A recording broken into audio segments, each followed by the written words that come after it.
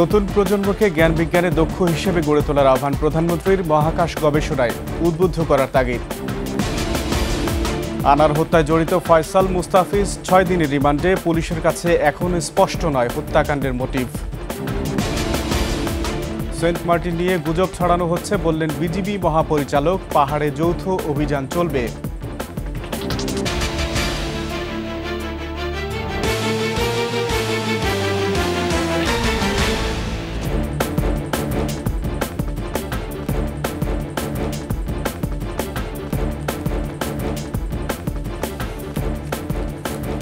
শুনছিলেন first security ইসলামী bank সংবাদ শিরোনাম। সঙ্গে আছি আমি আকবর হোসেন সুমন। দর্শক, একুশে টেলিভিশনের সংবাদ একই সাথে সরাসরি দেখতে পাবেন আমাদের ফেসবুক পেজ www.facebook.com/2124 অনলাইনে। নতুন প্রজন্মকে জ্ঞান বিজ্ঞানে দক্ষ হিসেবে গড়ে তোলার ওপর গুরুত্ব দিলেন প্রধানমন্ত্রী শেখ হাসিনা।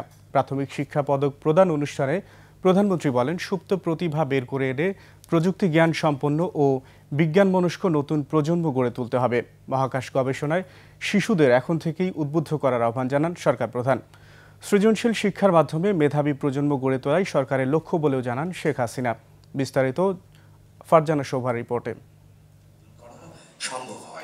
রাজধানীর ওসমানী স্মৃতি মিলনায়তনে জাতীয় প্রাথমিক শিক্ষা সপ্তাহ 2024-এর উদ্বোধন ও প্রাথমিক শিক্ষা পদক 2023 বিতরণ করেন প্রধানমন্ত্রী শেখ হাসিনা। প্রাথমিক ও গণশিক্ষা মন্ত্রণালয়ের এবারের আয়োজনের প্রতিপাদ্য শিশুবান্ধব প্রাথমিক শিক্ষা, স্মার্ট বাংলাদেশের দীক্ষা।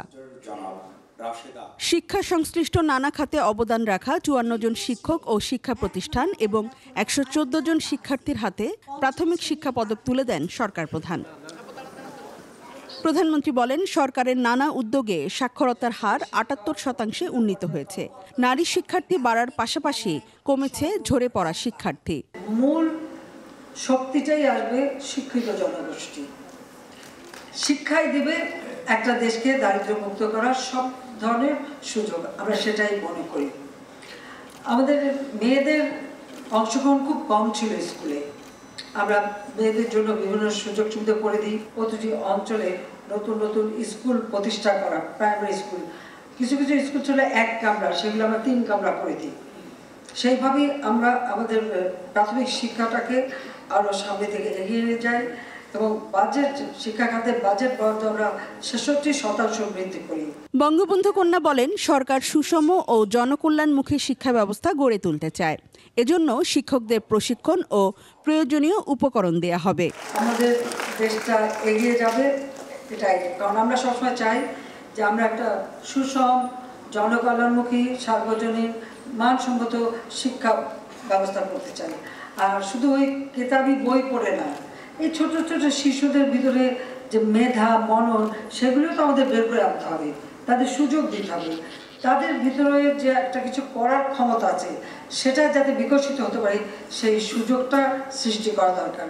আজকের শিশুরাই আগামী দিনে স্মার্ট বাংলাদেশ গড়বে উল্লেখ করে পড়াশোনা, দেশি সংস্কৃতি ও খেলাধুলা সহ সব ক্ষেত্রে তাদেরকে চৌকস হয়ে গড়ে ওঠার আহ্বান জানান শেখ হাসিনা। আমাদের লক্ষ্য আছে যে প্রতিটি স্কুলে আমরা কম্পিউটার ল্যাব করে দেবো। প্রথমে এটা মাধ্যমিক থেকে শুরু করেছিলাম, এখন আমাদের লক্ষ্য আমরা প্রাইমারি থেকেই শুরু করে দেব।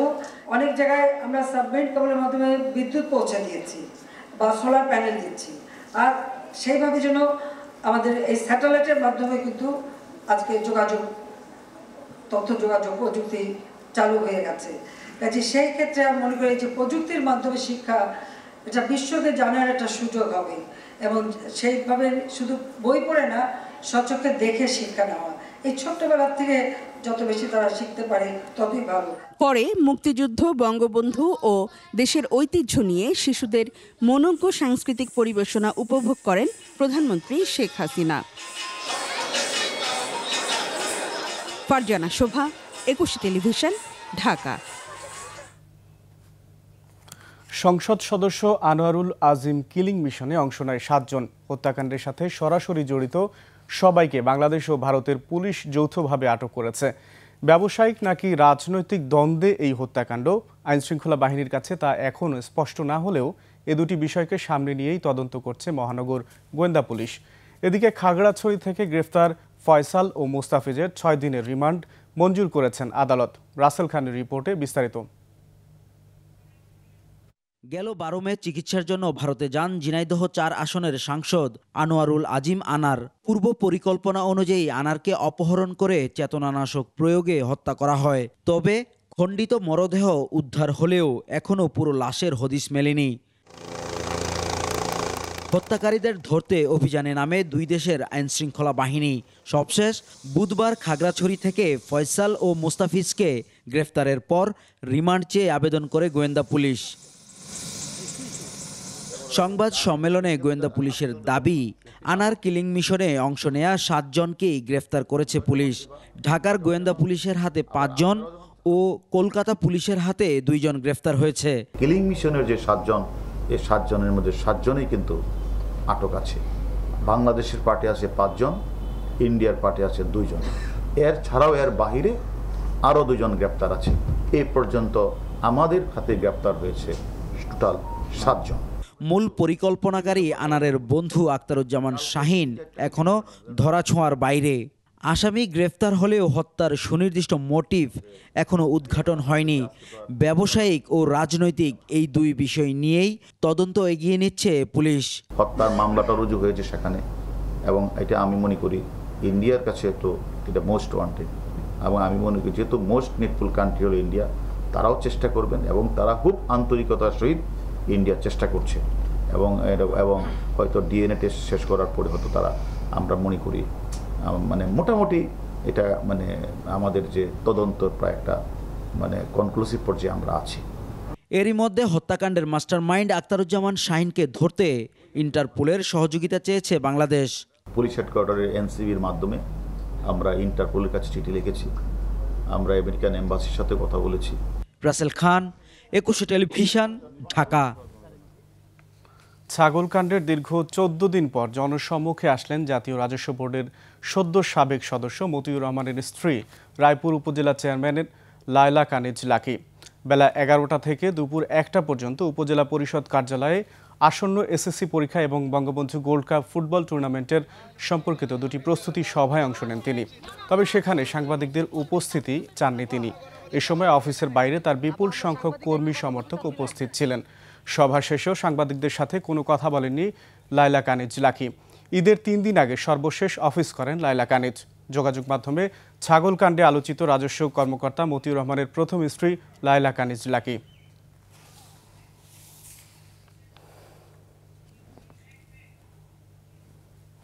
যে কোনো মূল্যে দেশের অখণ্ডতা রক্ষা করবে বিজিবি। সেন্ট মার্টিনের বিষয়ে গুজব ছড়ানো হচ্ছে, সেগুলোতে কান না দেওয়ার আহ্বান জানিয়েছেন বিজিবি মহাপরিচালক মেজর জেনারেল মোহাম্মদ আশরাফুজ্জামান সিদ্দিকী। চট্টগ্রামের সাতকানিয়ার বাইতুল ইজ্জতে 101তম রিক্রুট ব্যাচের প্রশিক্ষণ সমাপনী কুচকাওয়াজ শেষে তিনি বলেন, বান্দরবান থানচি রুমা এলাকা সম্পূর্ণ নিরাপদ না হওয়া পর্যন্ত যৌথ বাহিনীর অভিযান চলবে। চট্টগ্রামের সাতকানিয়া থেকে বিস্তারিত জানাচ্ছেন আহমেদ বাবু। চট্টগ্রামের সাতকানিয়ার বাইতুল ইজ্জতে বর্ডার গার্ড বাংলাদেশের ট্রেনিং সেন্টার অ্যান্ড কলেজের প্যারেড গ্রাউন্ডে বিজিবির 101তম রিক্রুট ব্যাচের প্রশিক্ষণ সমাপনী কুচকাওয়াজে যোগ দেন বিজিবির মহাপরিচালক মেজর জেনারেল মোহাম্মদ আশরাফুজ্জামান সিদ্দিকী। তিনি নবীন সৈনিকদের প্রশিক্ষণ সমাপনী কুচকাওয়াজ পরিদর্শন ও অভিবাদন গ্রহণ করেন। নিরলস পরিশ্রম ও কঠোর প্রশিক্ষণের মাধ্যমে এবার 520 জন পুরুষ ও 36 জন নারী মৌলিক প্রশিক্ষণ শেষ করে শপথ নিয়ে সৈনিক জীবনের যাত্রা শুরু করল। বিজিবি মহাপরিচালক নবীন সৈনিকদের উদ্দেশ্যে বলেন, শৃঙ্খলা সৈনিকদের মূল ভিত্তি।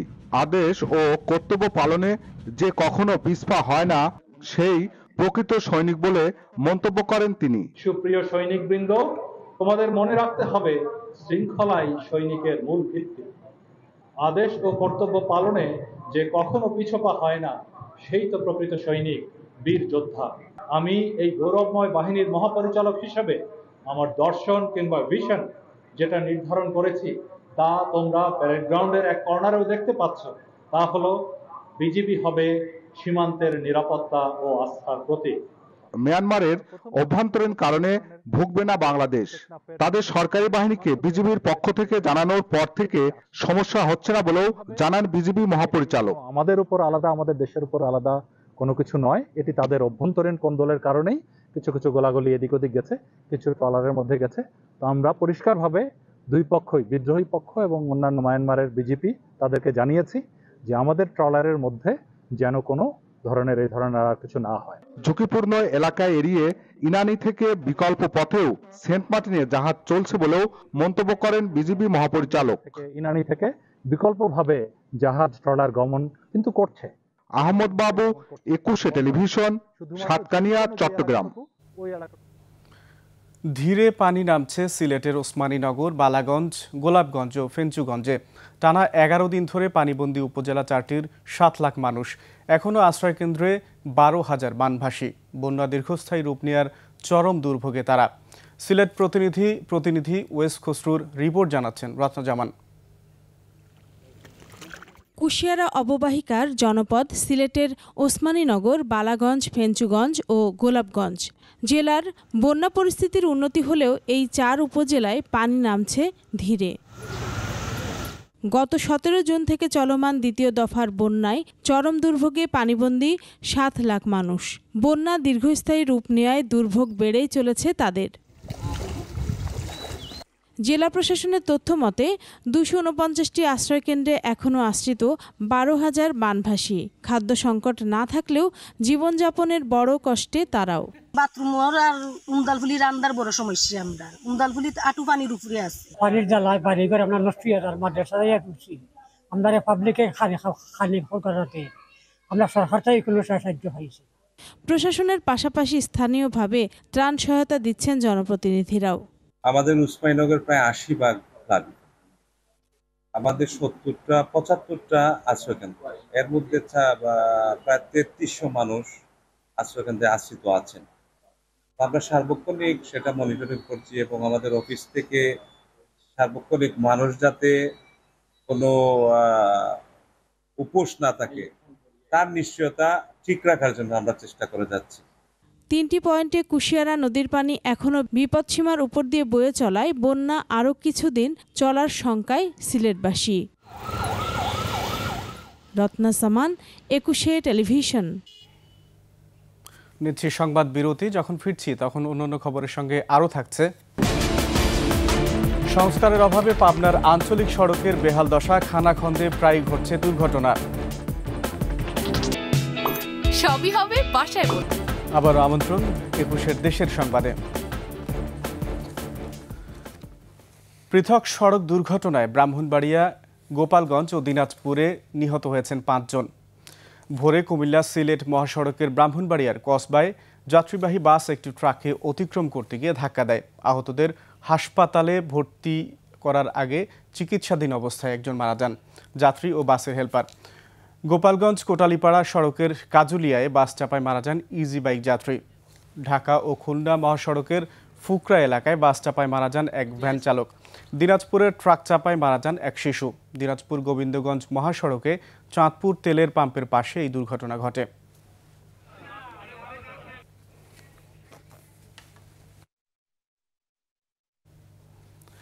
পাঁচ বছর যথাযথ সংস্কার না হওয়ায় পাবনার একদন্ত ধানুঘাটা ভেড়ামারা আঞ্চলিক সড়ক এখন যান চলাচলের প্রায় অনুপযোগী। বড় বড় খানাখন্দে প্রায় বিকল হচ্ছে যানবাহন, ঘটছে দুর্ঘটনা। সড়কটির বেহাল দশায় চরম দুর্ভোগ, ভোগান্তিতে লক্ষাধিক মানুষ। পাবনা প্রতিনিধি রাজিউর রহমান রুমির রিপোর্ট জানাচ্ছেন রত্না জামান। পাবনার জালালপুর একদন্ত ধানুঘাটা ভেড়ামারা 24 কিলোমিটার সড়ক। এর মধ্যে 8 কিলোমিটার রাস্তার মেরামত শেষ হয়েছে। বাকি 16 কিলোমিটার সড়কের কার্পেটিং উঠে গেছে, তৈরি হয়েছে খানাখন্দ।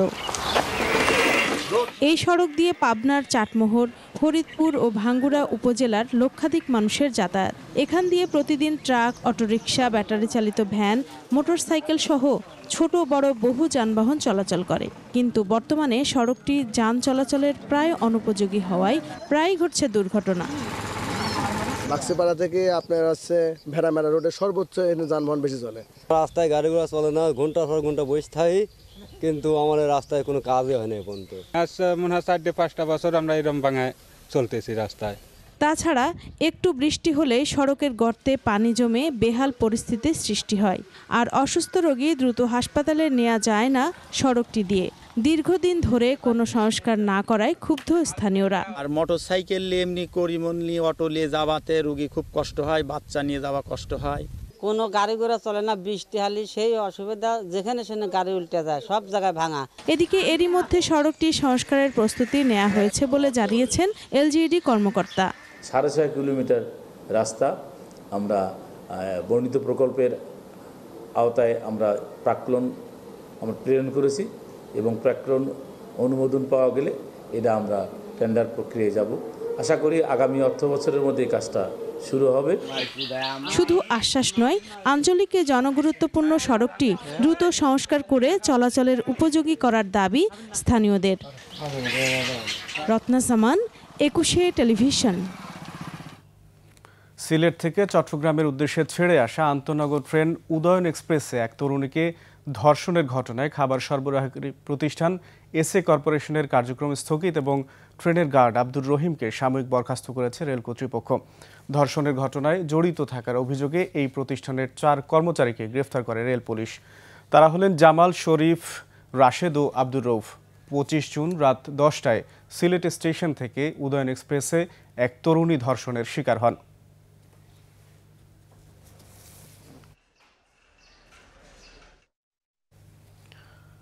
ব্রহ্মপুত্রের উত্তাল সেই চঞ্চলতা নেই। অবৈধ দখল আর ভরাটে জীর্ণ শীর্ণ নদীটি ড্রেজিং করেও ফিরিয়ে আনা যাচ্ছে না নাব্য। ক্ষুব্ধ এলাকাবাসী ও নাগরিক আন্দোলনের নেতারা। ময়মনসিংহ বিভাগীয় প্রতিনিধি আতাউর রহমান জুয়েলের রিপোর্ট জানাচ্ছেন মাসুম আলিসা। ময়মনসিংহে পুরনো ব্রহ্মপুত্রের উত্তাল চঞ্চলতা আর নেই। দখল, দূষণ, ভরাটের কারণে ব্রহ্মপুত্র এখন জীর্ণ শীর্ণ হয়ে পড়েছে। তবে ড্রেজিং করেও আগের অবস্থায় ফিরে না আসায় হতাশ ব্রহ্মপুত্র পাড়ের বাসিন্দারা। নদী আবার ক্ষুদায় এত কোনো লাভ হইল না। এই আবার 4 মাসের এই যে আটটি হরণ যায় কি লাভ হইল এটা? এখন তো দেখতেছি আমরা যে না খননে কোনো পরিবর্তন আসে নাই। দখল করে ঘর বাড়ি হচ্ছে, এটা তো সুবিধাজনক না। নদী সবার জন্যই। কোটি কোটি টাকা খরচা করলো, কই করলো, এই পানি নদীর পানি হলে তর হচ্ছিল, তর এই পানি তো পাই না। নাগরিক আন্দোলনের নেতারা বলছেন, একসময় 227 কিলোমিটার দৈর্ঘ্যের ব্রহ্মপুত্রের বিশাল বিস্তৃতি ছিল। চলাচল করত বড় বড় জাহাজ, বজরা। সারা বছরই স্রোতধারা বহমান ছিল। তাদের অভিযোগ, সঠিকভাবে ড্রেজিং হচ্ছে না, তাই জীর্ণশীর্ণ ব্রহ্মপুত্র নদকে আগের অবস্থায় ফিরিয়ে আনা যাচ্ছে না। তারা কি খনন করে, কি না করে, কোথায় খরচ করে টাকা, কিছুই আমরা বুঝতে পারছি। আমরা কিন্তু শুরু থেকেই এটার বিরোধিতা করতেছিলাম যে এটি সরকারের অর্থ অপচয় হবে, কিন্তু কাজের কাজটি হবে না। এটিকে পুনরুদ্ধার, যে পুনর্খনন চলছে, এটি আরও বিস্তৃত পর্যায়ে হওয়া উচিত এবং 2 পারে এর বাঁধ নির্মাণ করে এবং এটিকে একটি পর্যটন স্পট করে এটির আবার যদি একটি সুন্দর একটা সুরক্ষা করা যায়। 2700 কোটি টাকা ব্যয়ে 227 কিলোমিটার দৈর্ঘ্যের ব্রহ্মপুত্র ড্রেজিং হচ্ছে। 2019 সাল থেকে বাংলাদেশ অভ্যন্তরীণ নৌ পরিবহন কর্তৃপক্ষ ড্রেজিং করছে। কাজ শেষ হলে ব্রহ্মপুত্রের নাব্যতা ফিরবে আশা কর্মকর্তাদের। আর পানি উন্নয়ন বোর্ডের কর্মকর্তারা বলছেন, উৎসমুখে আগে ড্রেজিং করতে হবে। প্রাথমিকভাবে কিছু সিলটেশন কোথাও কোথাও হয়েছে, এটা হওয়া স্বাভাবিক। এই জন্য কিন্তু এখানে একটা বিষয় আছে। একটা প্রথম হলে ক্যাপিটাল ড্রেজিং, যেটা আমরা ইনিশিয়াল ডিপেনিং বা ইনিশিয়াল কনস্ট্রাকশন করব। এরপর আমরা মেইনটেনেন্স ড্রেজিং পরপর 3 বছর মেইনটেনেন্স ড্রেজিং করে এর ফুল নাব্যতা আনবো। যেখানে আপনার নদীর প্রস্থ কমে এসেছে বা নদীতে চর পড়েছে, নদীর নাব্যতা কমে গিয়েছে, এই জায়গাগুলোকে কনসিডার করে নদীর প্রকৃত প্রস্থটা বজায় রেখে যদি খনন কার্যক্রম করা হয়, তাহলে আমরা মনে করি নদীর থেকে আমাদের সুফলটা আশা করছি সেটা পাওয়া যাবে। দখলমুক্ত করে ব্রহ্মপুত্রকে আগের মতো প্রবাহমান অবস্থায় ফিরিয়ে আনার দাবি ময়মনসিংহবাসীর। মাসুম আলিসা, 21 টেলিভিশন। এবার চট্টগ্রামের সংবাদ।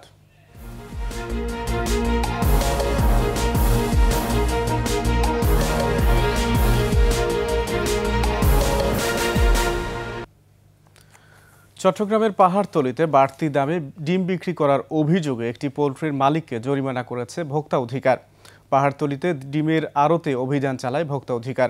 এ সময় বাড়তি দামে ডিম বিক্রির অভিযোগে জান্নাত পোল্ট্রির মালিককে 20,000 টাকা জরিমানা করা হয়। ভোক্তা অধিকারের কর্মকর্তারা জানান, বাজারে পণ্যের কৃত্রিম সংকট তৈরি করে এবং বাড়তি দামে পণ্য বিক্রিকারীদের বিরুদ্ধে অভিযান অব্যাহত থাকবে।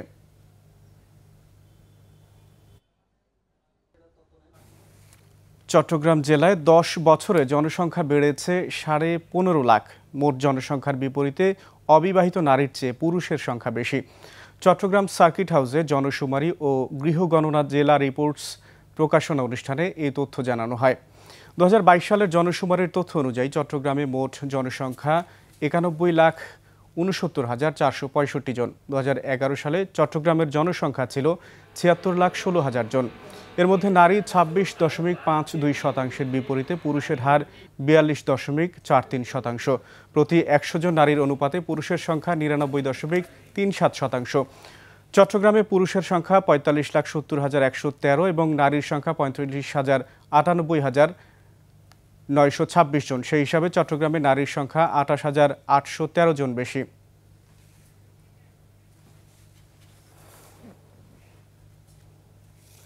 দু 2024-25 অর্থ বছরে 1,981 কোটি 52 লাখ টাকার প্রস্তাবিত বাজেট ঘোষণা করেছে চট্টগ্রাম সিটি কর্পোরেশন। নগরীর থিয়েটার ইনস্টিটিউট হলে এই বাজেট ঘোষণা করেন সিটি মেয়র রেজাউল করিম চৌধুরী। বাজেটের নিজস্ব উৎসে 1,026 কোটি 45 লাখ টাকা আয় ধরা হয়েছে। এ সময় 2023-24 অর্থ বছরের 1,661 কোটি 9 লাখ 40 হাজার টাকার সংশোধিত বাজেটও ঘোষণা করা হয়। গেল অর্থ বছরের প্রস্তাবিত বাজেটের আকার ছিল 1,887 কোটি 28 লাখ টাকা।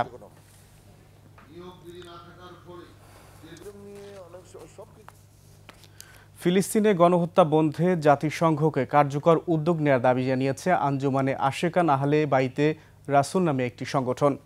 চট্টগ্রামের একটি কমিউনিটি সেন্টারে আয়োজিত সমাবেশ থেকে এই দাবি জানানো হয়। এ সময় অভিযোগ করা হয়, গত বছরের অক্টোবর থেকে ইসরায়েল সরকার ফিলিস্তিনে নারী ও শিশু সহ নিরপরাধ মানুষকে নির্বিচারে হত্যা করেছে। ফিলিস্তিনে গণহত্যা বন্ধে মুসলিম বিশ্বকে ঐক্যবদ্ধ হওয়ার আহ্বান জানান বক্তারা। এর আগে নগরীতে র্যালি বের হয়।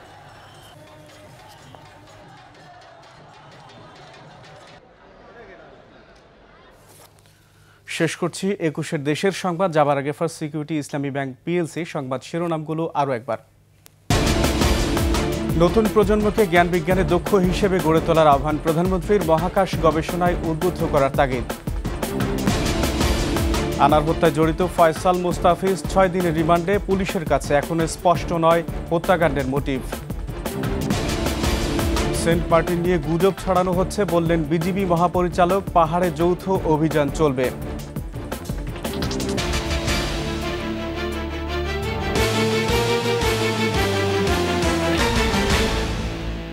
সর্বশেষ সংবাদ জানতে ডায়াল করুন 2021 নম্বর আর ভিজিট করুন 21-tv.com এই ওয়েবসাইটে। এছাড়া ফেসবুকে ভিজিট করতে পারেন www.facebook.com/2124 অনলাইনে। এতক্ষণ সাথে থাকার জন্য ধন্যবাদ। পরবর্তী সংবাদ সন্ধ্যা 7টায় দেখার আমন্ত্রণ রইল। 21-এর সাথেই থাকুন।